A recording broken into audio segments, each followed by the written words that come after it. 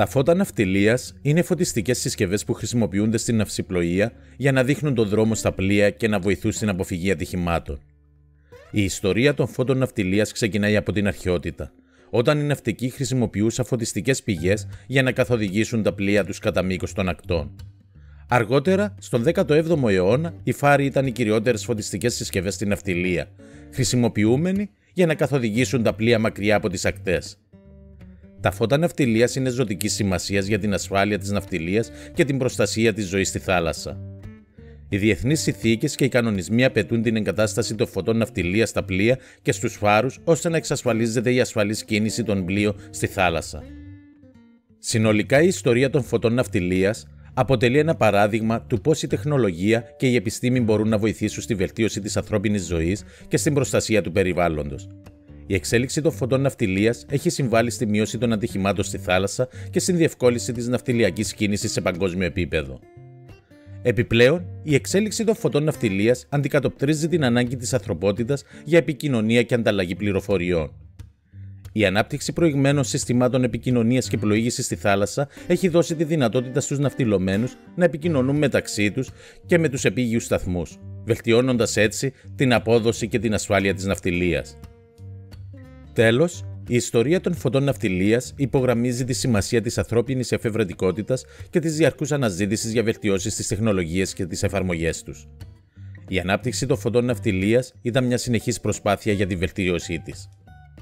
Πριν περάσουμε στην αναλυτική σχηματική απεικόνισή τους, έχω μια συμβουλή να δώσω, επαναλαμβάνοντας τα όσα μας δίδαξαν οι παλαιότεροι. Μακριά από τα χριστουγεννιάτικα δέντρα, όπως εννοείται το κάθε ισχυρά φωταγωγημένο σκάφος που διακρίνεται τη νύχτα. Όσο περισσότερα φώτα φέρει, όπως θα δούμε και στη συνέχεια, τόσο μεγαλύτερος ο βαθμός του κινδύνου που ενδέχεται να αντιμετωπίσουμε αν βρεθούμε κοντά του. Ας δούμε όμως τα πράγματα αναλυτικά.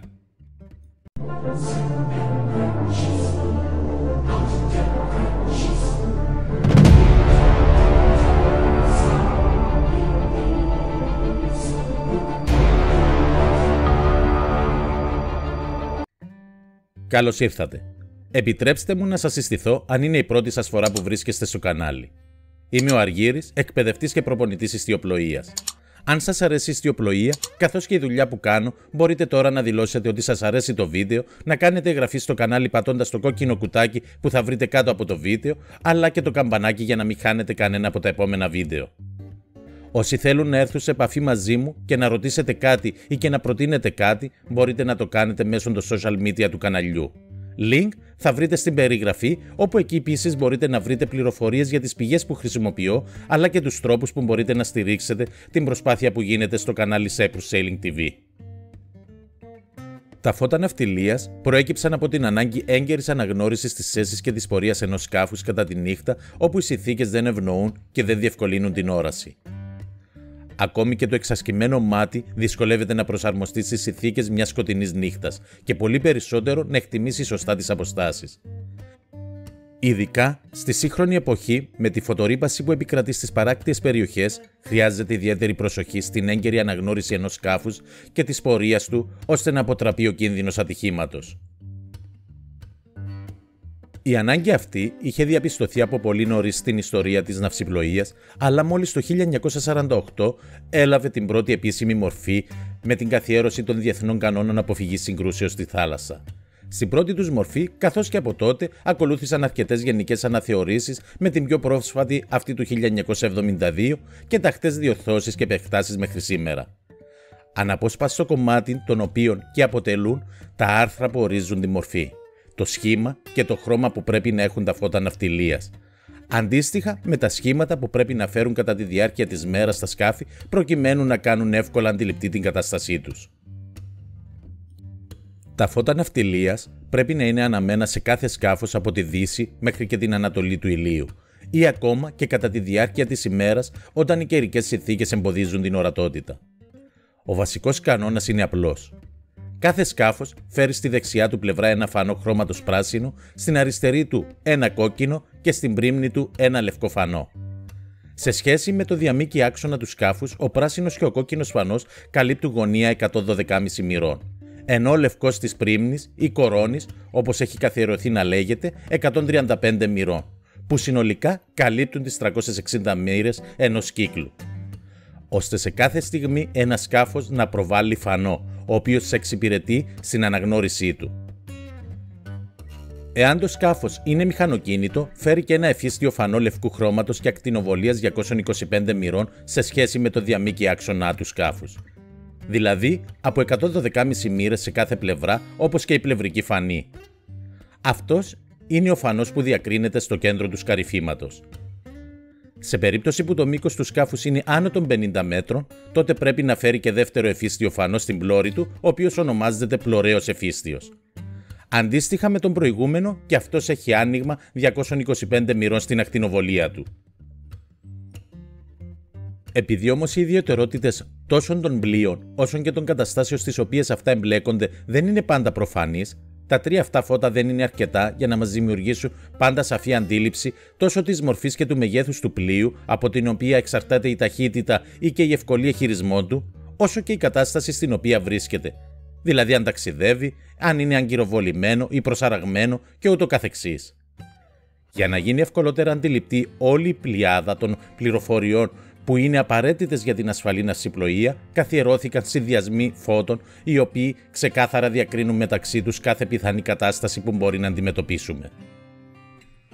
Ας δούμε τώρα τα φώτα ναυσιπλοείας. Ιστιοφόρο σκάφος, όταν ιστιοπλοεί, πρέπει να φέρει αναμένα τα πλευρικά όπως και το φανό κορώνης. Πρέπει να θυμόμαστε πάντα ότι κατά τη διάρκεια της νύχτας δεν ισχύει το δικαίωμα πορείας μεταξύ δεξίνεμου-αριστερίνεμου σκάφους και δικαίωμα πορείας έχει πάντα αυτό που έρχεται από δεξιά, δηλαδή μας εμφανίζει τον κόκκινο φανό του. Πρέπει να σημειώσουμε επίσης ότι σκάφος μικρότερο από 20 μέτρα αντί των τριών ξεχωριστών φανών μπορεί να φέρει ένα τραϊκάλα, όπως έχει καθιερωθεί να λέγεται στην κορυφή του καταρτιού του. Η ιδιομορφία αυτού του φανού είναι ότι λειτουργεί ακριβώς αντίστοιχα με τους τρεις κλασικούς, αλλά επιφέρει οικονομία στην κατανάλωση ρεύματος λόγω της μίας αντί των τριών λιχνιών που χρησιμοποιούνται.